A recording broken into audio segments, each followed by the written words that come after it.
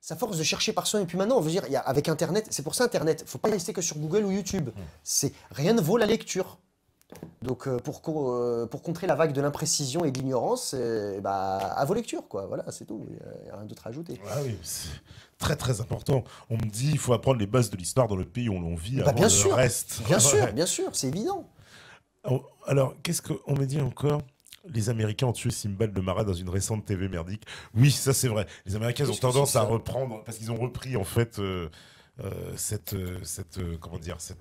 ce livre en fait en faisant une série et qui est un peu, je dois dire, un peu neuneux, quoi. C'est pour ça qu'ils disent que... Pour dire, tiens, on va parler d'Hollywood. Il y a un écrivain, il y en a un Américain d'origine, un Américain chrétien d'origine arabe, je ne sais plus de quel pays arabe il est, je crois qu'il est d'origine libanaise, qui s'appelle Charles Shaheen, qui écrit un livre en anglais qui s'appelle Hollywood and the Arabs, How Hollywood Vilify a People. Hollywood et les Arabes, comment Hollywood avilit un peuple. Eh ben nous, et vous l'avez souvent, sur Dailymotion sur YouTube en 3 parties. Et on montre que depuis les années 20-30, même quand il y avait le muet, les cartoons muets et tout, ils ont toujours présenté les Arabes comme une image, mais c'est même pas plus bactère. Même le caca, il est mieux dans Hollywood. Dans ce documentaire qui est excellent, que nous, on a déjà passé plusieurs fois sur Méta TV. Et alors, c'est excellent parce qu'il analyse effectivement l'image et la vision que Hollywood développe sur les Arabes. Qui plonge ses racines dans l'orientalisme. Exactement. Et c'est ça qui est assez fascinant parce que finalement, tout ce qu'on vient de décrire là, et cette vision que justement, l'orientalisme, on voit les Arabes d'une certaine façon, Hollywood s'est accaparé en fait ça et on a fait une machinerie. Et aujourd'hui, la continuité de ça, c'est l'image. Alors on est passé évidemment, comme tu l'as dit tout à l'heure on parlait de backfish, de gens un peu traites, de machin. Aujourd'hui, on parle de terroristes. Et ça apparaît clairement. Vous avez les séries comme, je les ai regardées moi aussi, on ne peut pas échapper. 24 heures chrono, tout ça. Hier, on parlait de Homeland Security aussi. Dans 24 heures chrono, les méchants, un coup c'est les Russes, un coup c'est les Chinois, mais la moitié du temps, c'est les musulmans. Quand tu regardes, si tu repenses à Rambo, tu vois, dans son évolution, au début, il se bat contre les Viets, c'est les Chinois, l'ennemi de l'Amérique. Et puis très très vite, ça devient les Arabes. C'est dans quel Rambo ça? C'est dans le numéro 3. Non, si je puis me permettre, non. Dans Rambo 3, il se bat en Afghanistan contre les Russes. Oui. Ils sont alliés, parce qu'à l'époque, ils sont alliés, c'est vrai. Non, et tu sais qu'après le 11 septembre 2001, Rambo 3 ne passait plus aux États-Unis à la télé. Tu sais pourquoi? Je ne sais pas si vous vous souvenez de cette scène, il y a un moment, il y a le colonel Trotman, là, le supérieur de Rambo, c'est celui on le voit tout le temps là. Il est interrogé par des Russes, par le colonel Zaïdzen, le méchant soviétique. Toujours, les soviétiques, c'est toujours des barbares dans Hollywood aussi. Et il l'interroge, et le colonel Trotman lui répond, il fait « Nous, on a eu notre Vietnam, à vous d'avoir le vôtre, et si vous aviez étudié votre histoire, vous saurez que ce peuple, le peuple afghan, n'a jamais été vaincu. » Parce que c'est vrai, au 19e siècle, les Afghans ont foutu de raclés aux Russes et aux Anglais. Parce que les Afghans rentraient dans ce qu'on appelait le grand jeu. Parce que les Russes poursuivaient vers l'Asie centrale et vers jusque la Sibérie. Ils voulaient de plus en plus contrôler l'Asie centrale, mais ça se rapprochait de la route des Indes. Donc pour les Anglais, il fallait absolument s'assurer ça. Donc il fallait s'emparer de l'Afghanistan. Ceux qui s'emparaient de l'Afghanistan, ils avaient gagné. Mais les Afghans ont vaincu et les Anglais et les Russes. Et donc le colonel Trotman dit au colonel russe Zaïdzen, il lui dit... vous saurez que ce peuple n'a jamais été vaincu, c'est un peuple qui est prêt à mourir pour sa liberté, qui l'a chevillé au corps, et jamais il ne sera vaincu, quelle que soit la coalition à laquelle il est en face. C'est les Américains qui ont pris le relais derrière l'Afghanistan, donc on comprend pourquoi ce film, le Rambo 3, après, il n'a pas été diffusé depuis toute une dernière décennie qui s'est écoulée après. Et dans ce reportage aussi, tu vois que, alors lui, ce qu'il explique, c'est que la majorité des films, ils ont été produits par 2 producteurs. Encore. Je suis désolé. La famille Chuck Norris, Aaron Norris, il y en a, il s'appelle. Voilà. Normalement, c'est pas pour être parano ou quoi, mais bon, c'est comme ça, ça a des tas de faits. Je suis désolé. Voilà. J'aurais bien aimé qu'il soit brésilien ou thaïlandais, mais c'est pas le cas, donc c'est comme ça. Il n'y a pas beaucoup de producteurs hollywoodiens qui viennent du Nigeria ou du Zimbabwe, quoi. Malheureusement, c'est comme ça. Donc, du Lesotho, du Swaziland, quoi. Ouais, du Lesotho, du Swaziland. Parce que je pensais à un film, tu sais, Exodus, que tu vois, il y a un extrait qui est fabuleux. Un film qui s'appelle Delta. Air Delta Force avec... C'est une pourriture, ce film. Ah, c'est pas le fameux avec Samuel Jackson. Non, pas celui-là. Alors, oui, non, ça, c'est pas les hommes... C'est des années 80, ça. Oui. Celui de Samuel Jackson, je crois, il date de 99 ou 2000. Oui, ça... T'as aussi le film Les Rois du désert avec Saïd Tagmal. Les Rois du désert avec Saïd Tagmal. Avec Mark Wahlberg dedans. Mais tous ces films, quoi, c'est ni fait ni... Des fois, Hollywood nous réserve des surprises. Par exemple, il y a un film de Ridley Scott, Kingdom of Heaven, qui est vraiment correspond à l'objectivité historique et qui n'est pas du tout... Et là, on en avait parlé même avec Ben Ajam, il disait qu'il est très, très respectueux de certaines choses historiques, ça se voit ici. Un film d'Hollywood qui se finit sur une victoire musulmane, la reprise de Jérusalem par Saladin. Ouais. Ne boudons pas notre plaisir, alors, hein, dans ce cas-là. Oui, puis on voit Saladin qui ramasse le crucifix. Il pouvait se montrer impitoyable face à un ennemi qui le méritait. Renaud de Châtillon, pour ceux qui le connaissent, c'est lui qui arrêtait pas de provoquer des guerres. C'était complètement fanatique, ce mec. Mais il pouvait être respectueux. Il a pris Jérusalem, mais il a accordé un sauf-conduit et il n'a pas fait de massacre. Ouais. Contrairement à lorsque les chrétiens et les croisades ont pris la ville. Exactement l'inverse. Je le prends en exemple souvent. Saladin, c'est son surnom. Il s'appelait Youssouf, normalement. Et Salahuddin, c'est-à-dire le vertueux de la religion, c'était son surnom, son nom de règne, le vertueux. Le vertueux, d'accord. Voilà, oui, donc oui, voilà, Hollywood, parfois, peut réserver quelques agréables surprises. Quelquefois. Voilà, mais bon. Il faut être objectif, voilà. Quand il faut des bonnes choses, on le dit aussi. Alors, que pense Anis de Bassam Taham? Le considère-t-il comme un islamologue ou débitant pas mal de bêtises? Oui, c'est celui qui est d'origine syrienne, c'est ça? Non, il fait des analyses très pertinentes, très pointues. Et puis lui, il est du pays en question. Donc, à la limite, il le connaît beaucoup mieux que beaucoup qu'on voit. Ouais, mais alors, tu sais ce qu'on lui reproche? Je vais te le dire. Moi, je le connais pas. Moi, je vais te le dire et tu vas comprendre tout de suite. Ouais. C'est d'être cheat.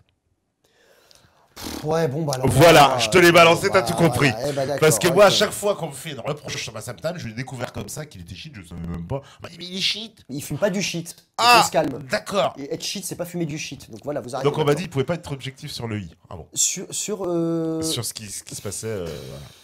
Oh là là là là. Bon, on m'a déjà dit ça, je te dis ça comme ça. Après, on me dit. Ça, c'est la guerre interminable, c'est une shit qui fait que détruire le monde musulman, ça, heureusement.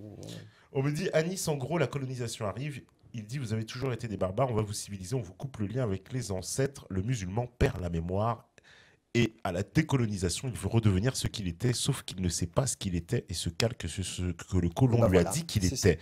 Donc un arriéré, ça donne nos barbus fiers, un crétin du moment qui ne ressemble pas à son colonisateur, sauf qu'il ne ressemble pas non plus à ses ancêtres. Il ressemble à rien finalement. C'est excellemment bien dit. Je crois qu'on pourra arrêter l'émission ici. Il a tout résumé. Ça, c'est Ibn Khaldoun, le grand historien maghrébin, un des précurseurs de la sociologie, qui est né à Tunis et mort au Caire, qui est mort en 1406. J'ai oublié sa date de naissance, mais vous pouvez la retrouver. Dans la Muqaddima, il a fait deux livres, l'histoire des Berbères, des Arabes, pardon, du Maghreb, et l'autre c'est le Muqaddima, les prolégomènes. En gros, il montre comment le vaincu est subjugué par le vainqueur, cherche à imiter le vainqueur pour penser s'approprier sa puissance, alors qu'en fait, qu'il ne fait que renforcer sa domination, même ça, que quelqu'un soit vaincu par une tierce personne, et qu'il veuille chercher chez lui des moyens de comprendre ces techniques pour les utiliser à son tour et pour se libérer. D'accord, mais chercher à imiter bêtement le vainqueur, c'est le meilleur moyen que de prolonger son aliénation. Et donc on continue à être tributaire de sa propre situation vis-à-vis du vainqueur. Et à la fin, on ne ressent pas du tout au vainqueur, parce que le vainqueur continue à te mépriser. Ouais. On peut faire ça, par exemple, de la France vis-à-vis des États-Unis, par exemple. C'est intéressant, ça voudrait dire que donc aujourd'hui, dans le monde musulman, il y a une certaine partie des gens donc, qui justement s'accaparent l'image que le vainqueur, le dominant a développé. Ont honte d'eux-mêmes, oui. C'est un peu ça le syndrome de l'EI, il n'a pas tort en fait. Certains ont honte d'eux-mêmes, notamment avec même la tenante servilité dont font preuve les Saouds. Tu sais, quand tu vois le régime des Saouds, la politique que mènent les Saouds correspond en tout point au dessein et visée orientaliste. Hein. Oui, là, on a récemment le roi Abdallah qui est mort. Puis, les éloges qu'il y a eu à son égard, c'est incroyable. Christine Lagarde qui fait, oui, il a amélioré le sort des femmes. Non, mais tu te dis, mais qu'est-ce que... Enfin bref, voilà. Alors par contre, il y a des pays, c'est des barbares, il faut les détruire, il faut les bombarder, les bousiller. Mais l'Arabie Saoudite, non, c'est notre allié, quoi. Bon, toujours la polarité politique. Oui, l'Arabie Saoudite, on les aime bien. Alors, on me dit Saladin, c'était surtout un bon politicien. Bah oui, il était fin, il est bon chef militaire, bon politicien, oui, bah oui. La guerre, c'est la politique, la politique par d'autres moyens. Je sais plus qu'est-ce qui disait cette phrase, mais c'est tout à fait vrai. Alors là, il faut se réjouir de la chute du royaume franc à Jérusalem, c'est ça les patriotes. Alors les gens, ils vont te juger le taux de patriotisme à des événements d'il y a je parle des croisades, je parle de tout de l'oriental. Attends, elle est où la phrase? C'était un petit peu en bas. Un gars qui me dit, enfin une personne qui me reprochait de. Oui, parce que voilà. Dans le contexte d'époque, oui. Voilà. Il faut maintenant se satisfaire de la chute du royaume franc à Jérusalem. Les chrétiens d'Orient, le meilleur service qu'on peut leur rendre, c'est que l'Occident cesse de les instrumentaliser. Parce qu'après, ils continueront d'être perçus par les autres musulmans comme une cinquième colonne au service de l'Occident. Ceci dit, il y a des musulmans complètement fanatiques et tarés qui les tuent, et ça existe, on est bien d'accord. Mais c'est pas à l'Occident de s'arroger le droit de protéger les chrétiens d'Orient. Que diraient les pays occidentaux si des pays musulmans diraient on va protéger les musulmans qui vivent en Occident? Que diraient-ils? Oui. On ne serait pas passé ça. Ouais. Attends, imagine, alors là je vais prendre un truc, la nitroglycérine toujours. Imagine que l'État algérien dise maintenant on veut un droit de regard sur les Algériens qui vivent en France. Les Français le prendraient mal. Parce que c'est normal. Soit t'es français ou t'es algérien, ou soit t'es français ou t'es marocain ou tunisien, ou t'es français ou t'es turc, mais faut choisir. Et pourquoi les chrétiens en Orient seraient l'objet de mille et une attentions de la part de l'Occident? Il y a toujours. Alors ce que tu dis là, c'est vachement, c'est ça qui est étonnant, c'est de voir à quel point les racines elles vont jusqu'à aujourd'hui, parce que récemment, quand il s'est passé, tu sais, des attentats en Irak contre des chrétiens, on a vu immédiatement la France dire on va accueillir les chrétiens. D'ailleurs, on en a accueilli, on les a accueillis. Et c'était au nom de cette continuité historique de dire on protège les chrétiens. Depuis Charlemagne. Ouais. Quand le grand, alors je sais plus, c'était un des grands chefs de l'église chrétienne orthodoxe de Syrie qui est venu voir Sarkozy, hein, donc c'était il y a 2 ans, au moment de la crise, quand c'était vraiment très très très haut. Et ce que Sarkozy lui a dit, mais vous savez, si de toute façon là-bas, nous on vous accueille en France. Et il a fallu qu'il dise, mais on veut pas venir en France. Voilà. Dit, nous on est Syriens, on n'est pas. Je veux pas, je veux vivre là-bas. Mais regarde. Tu vois vraiment le cynisme de l'Occident. Ouais. Il bousille des pays. Qui a contribué à foutre le chaos en Irak, en Syrie? C'est l'Occident, depuis la guerre du Golfe de 91, voilà. Puis après, ces musulmans, c'est des barbares quand même. On fout le chaos chez eux, ils s'entretuent après. Là, après on s'attribue le beau rôle. Allez, on va accueillir les chrétiens pour se réfugier chez nous. D'ailleurs, cynisme total de A à Z. Cynisme total, parce qu'en plus, tu sais, par exemple, quand il y a eu ces attentats en Irak contre les chrétiens, on a vu toute la classe politique française se lever. Ce que j'ai trouvé assez étonnant, parce que... Ils insultent les chrétiens en France. Voilà. Occupez-vous des chrétiens en France. Au nom d'une alliance, voilà, une espèce de pseudo affiliation avec des chrétiens. Limite, si je voudrais faire une colonne humanitaire, un droit d'ingérence pour sauver les chrétiens, en France, ils meurent pas, les chrétiens. C'est pas ça que je voulais dire. Mais je veux dire, la façon dont les chrétiens sont tout le temps traînés dans la boue, insultés, les fémènes qui vont profaner des églises. Alors d'accord, il n'y a pas des morts, c'est pas comme là-bas, mais que la France laïque, la France laïcarde, qui a lutté contre l'alliance du sabre et du coupillon au 19e siècle.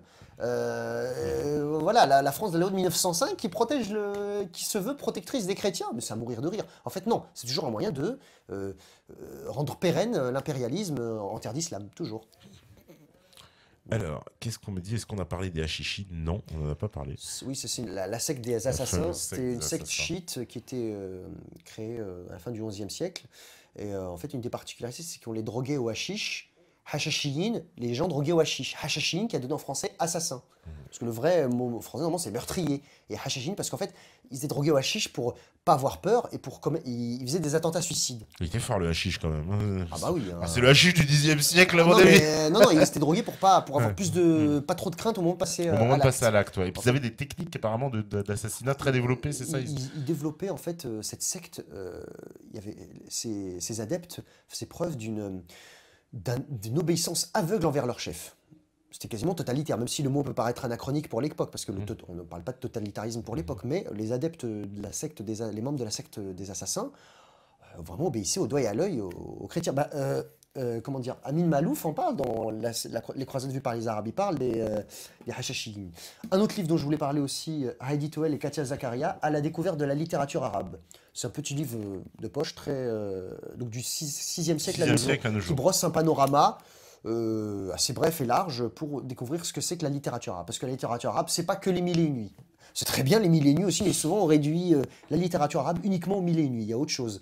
Une des choses aussi que je voulais revenir aussi vite fait là, pour l'orientalisme, très souvent, Bernard Lewis, dans un de ses livres, Comment l'islam a découvert l'Europe, et aussi un autre, Xavier de Planol, L'islam et la mer. Une des idées reçues sur l'Orient, on dit l'Orient ne s'est jamais intéressé à l'Occident, c'est une des causes de sa faiblesse. En gros, nous les Occidentaux, on s'est intéressé aux Orientaux, rien ne vous empêchez de vous intéresser à nous, vous n'avez jamais voulu vous intéresser à ce qui se passe à l'Europe, c'est des raisons de votre décadence, ce qui est totalement faux. Les ambassades, les relations diplomatiques, les récits de voyageurs orientaux, de musulmans en terre chrétienne, ont toujours existé, même si à partir, je dis, du 16e, 17e siècle, quand les musulmans commencent à décliner, il y en avait moins. Mais j'ai parlé de l'ambassade turque ottomane sur Louis XIV, ambassadeur du sultan marocain auprès de la reine Élisabeth Ier, auprès de Louis XIV, auprès de Louis XV. Ça n'a jamais cessé. Il y avait une activité diplomatique intense. Les premiers à reconnaître l'indépendance des États-Unis, la France, parce que c'est la France qui a soutenu la guerre d'indépendance américaine, alors que c'était les pires ennemis de la France durant la guerre de 7 ans. C'est ça qui est rigolo. George Washington, au moment de la guerre de 7 ans, c'était un ennemi incroyable de la France. Mais qui sont les autres pays à reconnaître les États-Unis? Le sultan du Maroc et la régence d'Alger. Qui l'Amérique nous le rend bien, tout à fait. La régence d'Alger et le Maroc, les deux. Oui, les deux. Et ce document en plus existe, il est consultable en plus. Le document de reconnaissance. Et il passe des traités apparemment les États-Unis avec l'Algérie. Avec l'Algérie, le sultan du Maroc, donc voilà. Il y a des traités de commerce immédiatement qui s'établissent. Donc ça c'est pour Bernard Lewis pour tordre le cou à sa thèse dans ce livre, comment l'islam a découvert l'Europe. Même si c'est vrai, après les musulmans ont moins développé d'intérêt envers l'Europe parce qu'ils ont décliné, se sont un peu repliés un peu sur eux-mêmes. Mais de là à dire que les musulmans ne se sont jamais intéressés aux Européens, c'est un mensonge et c'est faux. Et l'autre, là, Xavier de Planol, dans son livre L'Islam et la mer, en gros, il part de sa thèse, l'islam, c'est la soumission à Dieu.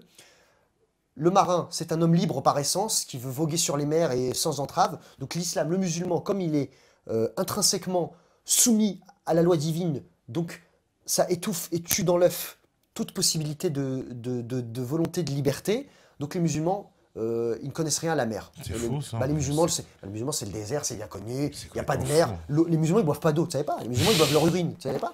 À tel point que le mot amiral vient de l'arabe. Amir al-Bahr, prince de la mer, c'est celui qui commande la flotte. La boussole, le gouvernail des tombeaux, c'est Arsenal, ça vient de l'arabe aussi. Arsenal d'Arsina'a, c'est la maison fabrique. La maison fabrique. D'Arsina'a. Une fois, je rigolais avec un ami maghrébin, il me dit « Ouais, il y a Arsenal qui joue ce soir ». Et moi, j'ai dit « Arsenal, ça vient de l'arabe ».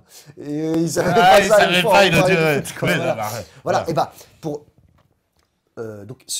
répondre un peu à cet historien, là, Xavier de Planol, moi, tu vois, ces gens-là qui sont convaincus de ça, ça sert à rien d'essayer de les convaincre ou pas, juste pour éviter que d'autres tombent ne croient leurs mensonges et leurs inepties. Juste, par exemple, un truc tout simple. Lorsque l'expansion musulmane commence après la mort du prophète en 632, c'est quoi les deux puissances régionales mondiales quasiment? L'empire perse sassanide d'un côté, l'empire byzantin de l'autre. L'empire perse, c'est surtout une puissance militaire terrestre. L'empire byzantin est aussi terrestre, mais aussi maritime. Les musulmans, dès 656, c'est-à-dire 632-656, c'est 30 ans, un peu plus de 30 ans à peine, ils prennent Chypre. Après la bataille des 3 mâts. Pas mal pour des bougnoules qui ne connaissent rien à la mer. Bon, moi je dis ça, je dis rien. Voilà. Mais très très vite, les voies commerciales maritimes musulmanes sont très denses et tout ça. Donc c'est le fait que la Méditerranée même soit un lac musulman, c'est pas parce qu'après ils ont décliné qu'ils ne se sont jamais intéressés à la chose maritime. Ça c'est complètement faux. Les cartes des géographes musulmans sont aussi là pour les prouver. Donc voilà, ça c'est aussi pour répondre, c'est ça que j'avais oublié de dire tout à l'heure, pour répondre à la fois et à Bernard Lewis, qui a fait beaucoup de mal, parce que c'est le maître à penser des néoconservateurs américains, qui a eu sous George Bush, et aussi à cet historien Xavier de Planol dans son livre L'Islam et la mer. Alors on me dit, est-ce que Anis se voit profiler la guerre civile en France? Si oui, préconise-t-il un retour au pays d'origine? Oh là là. Je lis pas dans le mar de café ni dans une boule de cristal. De tout mon cœur, je prie Dieu chaque jour que Dieu fait pour qu'on n'ait pas la guerre civile dans notre pays, en France. Mais d'un côté comme de l'autre, moi par exemple, quand je vois certains qui se disent identitaires ou laïcs, quand je vois soutenir à fond Charlie Hebdo, en fait ils se servent de l'affaire Charlie Hebdo pour toujours attaquer plus l'islam, c'est tout. Ils en ont rien à faire de Charlie Hebdo. Encore une fois, moi Charlie Hebdo, je ne lirai jamais Charlie Hebdo, mais je ne souhaite la mort de personne. Le prophète, il s'est fait insulter je ne sais combien de fois de son vivant lors de sa prédication et il leur pardonnait. Donc voilà, moi j'ignore des insultes sur l'islam. Après quand quelqu'un veut débattre avec moi, il veut essayer de parler, d'accord, il est bienvenu, on peut toujours parler, discuter. Mais si quelqu'un veut, dès le départ il veut m'insulter, je lui parle pas. Mais, et aussi d'un côté quand je vois des musulmans, ils gueulent dans la rue, dans la rue comme ça, Nick Charlie, enfin voilà, c'est bien fait pour eux, ils vont aller en enfer.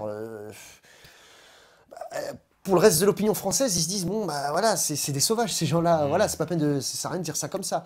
On pense pas, on ne souhaite pas la mort des gens. Donc oui, d'un côté comme de l'autre, il y a des gens qui n'aident pas à ce que la vie soit mieux en France. Non, je te cache pas que moi, je trouve l'ambiance de plus en plus tendue. Hein. Plus le temps passe, plus l'ambiance est tendue. Moi, ce qui me sidère, c'est la force des médias du système. Malgré les progressions des médias alternatifs comme le vôtre ou d'autres, et encore une fois, ça ne veut pas dire qu'il faut croire sur parole tout ce qu'on dit ici sur Méta TV ou boire comme du petit lait ce qu'on dit. Mais avec toutes ces infos alternatives, 4 millions de gens dans la rue, le 11 janvier, 4 millions. Là, on parlait, c'est vrai, du joueur de foot, c'était Mba. Dembaba, je crois, qu'on lui a proposé. Ah, sur Canal+, j'ai vu la vidéo. Le journaliste l'agresse littéralement, quoi. Ça sert à rien de parler à des gens comme ça. Mais qu'est-ce que c'est que c'est... Vous êtes musulman, vous êtes pas islamiste alors? Vous êtes pas islamiste alors? Et ta sœur? Et puis c'était limite, mais tu fais sauter des bombes quand tu te lèves. Comment ça? T'as jamais fait d'attentat? Non mais c'était surréaliste. Parce que ça, c'est des scènes qu'on pouvait pas voir avant en France, non? Je sais pas, c'est où. Ça s'est lâché. Ça se lâche, ça se lâche. Je suis désolé de le dire, en fait, depuis 89. La révolution iranienne, déjà, ça commençait à parler un peu d'islam dans les médias. En 89, Salman Rushdie, l'affaire du vol de Creil, puis après la guerre civile en Algérie dans les années 90, ça commençait beaucoup plus à parler d'islam. Et puis depuis le 11 septembre 2001, alors là, l'islam, c'est la voie royale vers les honneurs. Voilà, c'est la voie royale. En plus, on ne compte plus le nombre de gens qui ont dit mille et une bêtises sur l'islam, des inepties. Encore une fois, ils ont le droit de le penser, c'est pas ça, mais ils nous insultent. Que des gens aient une critique. Je vais prendre quelqu'un comme Michel Onfray. Moi, je n'ai pas d'affection pour Michel Onfray ou quoi, mais Michel Onfray, c'est pas Julie Lescaut, quoi, la Véronique Jeunesse. Véronique Jeunesse, quand elle parle d'islam, elle est complètement tarée. Non, Véronique Jeunesse. Par exemple, Michel Onfray, on va débattre avec lui, on va lui rentrer dedans, on va être pugnace, incisif dans un débat, mais on va débattre. Et lui, il est athée, lui, il le dit. Il y a un de ses livres qui s'appelle comment s'appelle son traité d'athéologie, c'est un de ses livres les plus connus. Donc lui, voilà, il annonce la couleur. Lui, il est athée. Lui, c'est un hédoniste, un jouisseur, voilà. Mais il en a dans la caboche quand même si je ne suis pas du tout d'accord avec les thèses de Michel Onfray. Mais discuter avec Michel Onfray, c'est pas comme discuter avec Véronique Jeunesse, par exemple, ou autre, quoi. Bon, voilà. Il y a un peu plus d'intellect, on va dire, quand même. Voilà, c'est ça. Et par exemple, Michel Onfray, par exemple, lui, dit mais qu'on arrête d'intervenir dans les pays musulmans, qu'on arrête de faire des guerres chez eux. Donc voilà, au moins, lui, là-dessus, lui, il est cohérent. Ouais, il est cohérent, lui, il dit, je ne veux pas de ça en France, mais qu'on arrête de foutre la pagaille chez eux. Après, on s'étonne qu'il y ait ça chez nous. Donc bah, au moins, Michel Onfray, là-dessus, il est cohérent, là-dessus. On peut le mettre à son crédit. Oui, c'est vrai. Qu'est-ce que Et donc oui, juste pour le gars, pour finir juste la question, est-ce que je préconise le retour ou pas? J'étais déjà longuement revenu là-dessus lors de notre précédente émission. Ceux qui pensent qu'il vaut mieux rentrer dans le pays d'origine, qui veulent le faire, qui se donnent surtout le moyen de le faire, mais qui arrêtent de rester ici, de dire nique la France, quoi. Voilà, parce que ça, il y en a marre. Voilà. J'espère que j'ai répondu à la question. D'accord. Qu'est-ce qu'on me dit? Merci d'enlever la question de mon énoncé. Très dirigé comme débat. On doit être d'accord avec Anis. On a reproché à un joueur musulman de faire la prière sur les terrains de foot récemment. Du coup, le sport moins bien que la religion. Mais déjà, commencez, mon cher Rémi Debé, voilà, par poser des questions un peu intelligibles et un peu cohérentes. Parce que il se plaint que je ne pose pas sa question. Alors que je pose sa question, sauf qu'il pose une question inintelligible et que je suis obligé de la traduire. Mon cher Rémi Debé. Hein, voilà. Donc, ça, c'est les nouveaux, les new jacks. Tu vois, ils viennent d'arriver, ils connaissent pas le principe du chat et en plus, ils gueulent. Non, mais on va peut-être. En fait, c'est par rapport au joueur de foot dont on parlait tout à l'heure. On lui avait dit qu'il faisait on n'a pas parlé de prière sur les terrains de foot. C'était ça la question. À un moment, on lui demande, en fait, on lui reproche. Ils lui disent vous faites une prière en fait quand vous marquez un but ou comme machin. Est-ce que ça a sa place sur un terrain de foot avec la laïcité? Mais c'est les mêmes hypocrites quand ils vont voir Manuel Valls avec une kippa, ils vont jamais lui demander est-ce que ça a à voir avec la laïcité. Non mais c'est ça qui m'énerve. Et ces gens-là défendent ça. Non mais attends, on va bref. Pour ce monsieur qui a posé la question. Il n'y a qu'en France où la question religieuse est aussi aiguë, vraiment on marche sur des œufs. Dans tous les pays du monde. En Europe, tu sais, quand on dit oui, la France, par exemple, pour répondre à Éric Zemmour, là-dessus, moi c'est là-dessus que je les gratine aussi dans mon livre, quand on dit oui, mais la France c'est particulier avec les guerres de religion, il faut que les laïcités pour qu'il y ait la paix. Non, l'Allemagne, il y a eu la guerre de 30 ans, l'Angleterre a eu des guerres civiles, il y a plein de pays d'Europe qui ont des guerres de religion, il n'y a pas cette laïcité française, cette laïcité agressive, qui est un laïcisme. Parce que finalement, la laïcité est devenue la religion de la France. C'est un athéisme qui ne dit pas son nom. Ouais, voilà. Donc, toute forme d'autre religion. En Angleterre, ils s'en foutent de ça. En Allemagne, bon, même s'il y a des trucs avec l'islam en ce moment, il y a des... Oui, mais elle est catholique dans sa il y a des cours de religion à l'école. Par exemple, moi, je pense qu'une des choses qu'il faudrait faire à l'éducation nationale, ce serait bien d'enseigner, par exemple, l'histoire des religions. On enseigne la philosophie. Ça veut dire on va pas faire de propagande religieuse. Parce qu'il y a beaucoup de gens qui sont contre ça, des gens comme Jean-Luc Mélenchon ou autres. Non, il faut enseigner l'histoire des religions. C'est la culture générale. On doit savoir que dans le christianisme, il y a 7 sacrements. On doit savoir que dans la religion juive, il y a 10 commandements. On doit savoir que dans la religion musulmane, il y a 5 piliers.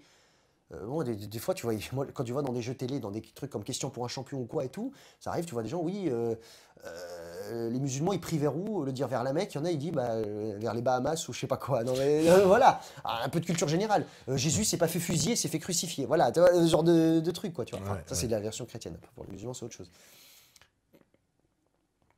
Alors, qu'est-ce qu'il y a encore? Faut changer ce nique la France en nique nos dirigeants, ça a plus de sens. Oui, mais bon, ça change. C'est juste se faire plaisir. Mais bon, après, ça, oui, on en pense pas moins de nos dirigeants, ça. Mais bon. Alors, après les insulter, ça sert à rien. Enfin, c'est même pas ça. Alors, qu'est-ce que ça apporte après pour la suite? Écoute, voilà, les discours, on va dire, contradicteurs. Les croisés furent des héros de l'Occident, anciens face à leur ennemi sarrasin voulant les envahir. Aucune raison de voir les choses autrement. Vous avez cru quoi? Que les croisés allaient faire des bisous aux gens qui voulaient les envahir? Ben non, ils massacraient tout le monde, c'est logique. Pardonne-moi, les croisés... Attends, non, mais c'est fort ce qu'il dit. Parce qu'il dit, les croisés allaient faire des bisous aux gens qui voulaient les envahir. Mais les croisés, ça n'a rien à voir avec... ils ne se faisaient pas envahir par les musulmans. C'est eux qui allaient libérer... À l'époque, il y avait une rivalité avec les musulmans. Donc, oui. On peut dire, d'un point de vue chrétien, les musulmans, plusieurs fois, ont envahi des contrées. Parce qu'une fois, on ne dit pas. La guerre de conquête, l'invasion, ce n'est pas l'apanage de l'Occident. D'autres peuples. Pourquoi cette tension avec les musulmans? Parce que l'Occident, le seul peuple non occidental qui a réussi à lui tenir tête, à lui tenir la dragée haute, à l'envahir durablement chez lui, hormis l'invasion des Huns à la fin de l'Empire romain, ou les Mongols au XIIIe siècle, les seuls qui ont réussi à envahir l'Occident, à l'occuper des pans de son territoire durablement, c'est l'islam. Et la seule alternative qu'il y a eu à l'Occident, comme ça, comme on dit au sens large, ça a été les musulmans à un moment. Donc oui, les musulmans, l'Espagne, la péninsule ibérique, ça a été...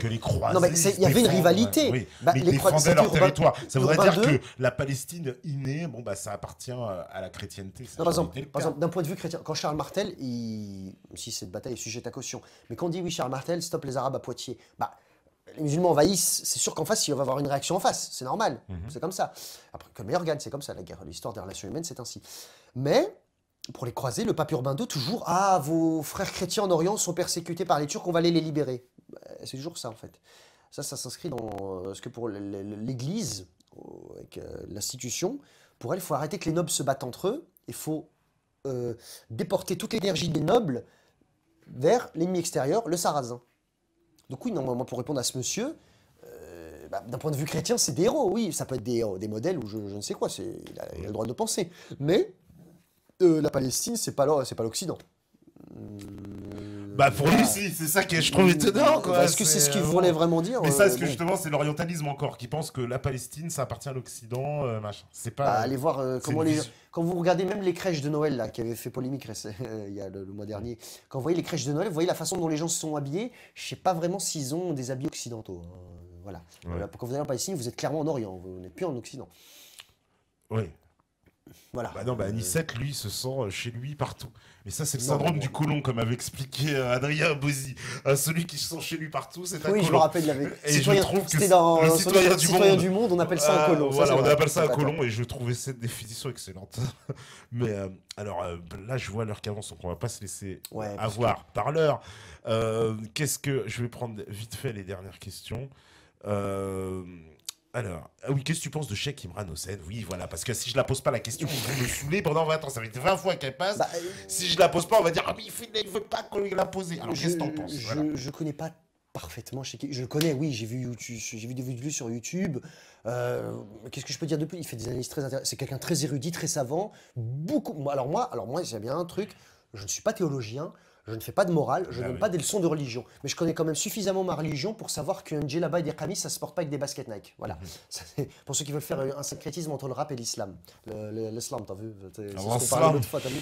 Ceux qui pensent que, que l'alpha et l'oméga de la foi islamique, c'est pas manger de porc. Voilà. On rigolait de ça l'autre fois. Tant que tu manges pas de porc, tout va bien. Voilà. Il y en a qui vendent de la drogue, mais c'est pas grave. Voilà.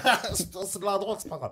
Mais voilà. Donc pour Cheikh Imran Hossein, oui, c'est quelqu'un de très intéressant, très érudit, qui livre souvent des analyses qui valent la peine qu'on s'y attarde, quoi. Voilà, mais je vois pas ce que je peux dire de plus, quoi, après, là-dessus. Alors, qu'est-ce qu'on veut dire? Juste pour le gars, à Nice, le sport moins bien que la religion. Oui. Pour un croyant, la religion, c'est plus important, oui. Faire du sport, c'est bien.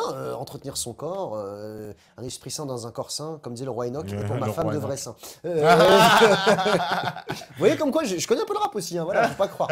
Mais voilà. Mais non, la religion, c'est plus important quand même dans la vie de tous les jours. Pour gagner son salut, c'est pas le sport. Alors on me dit aussi, on me demande une question.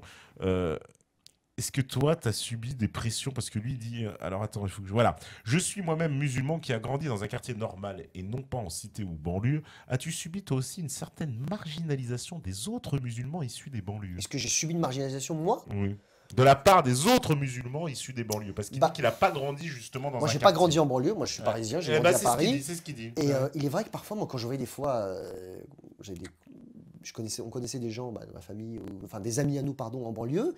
C'est vrai que moi, je voyais que c'était un autre monde, quoi. Le rapport qu'ils avaient avec les autres Français, moi, j'ai grandi dans un quartier majoritairement blanc.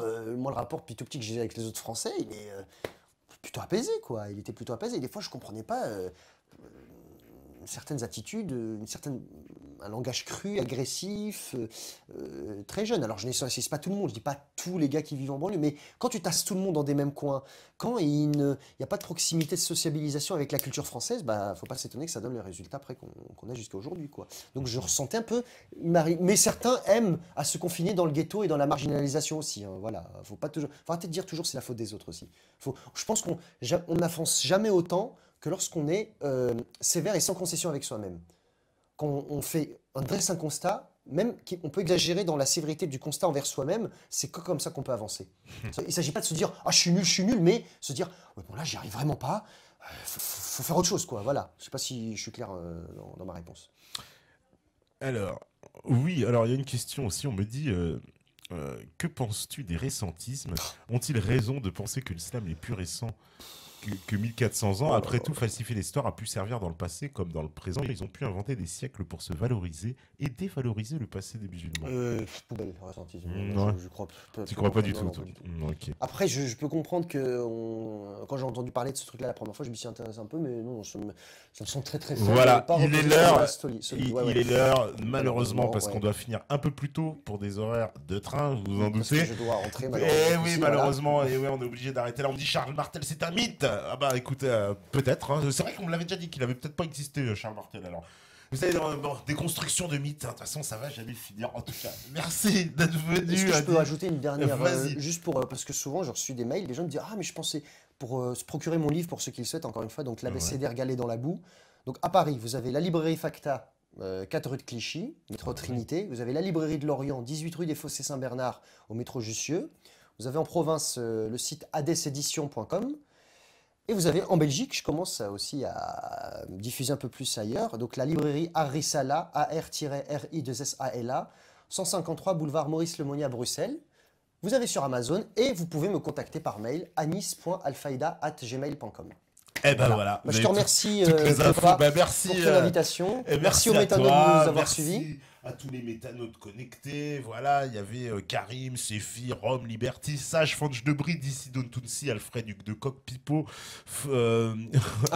Charles Martel a arrêté les Arabes à moitié. Celle-là, elle est bonne. Charles Martel a arrêté les Arabes à moitié. Mais bon, excellent. On la reprendra, elle est excellente. Merci à vous tous, merci à la régie. Vous savez très bien que si vous écoutez ce message, c'est que vous êtes la résistance. À demain, ciao. Merci à vous.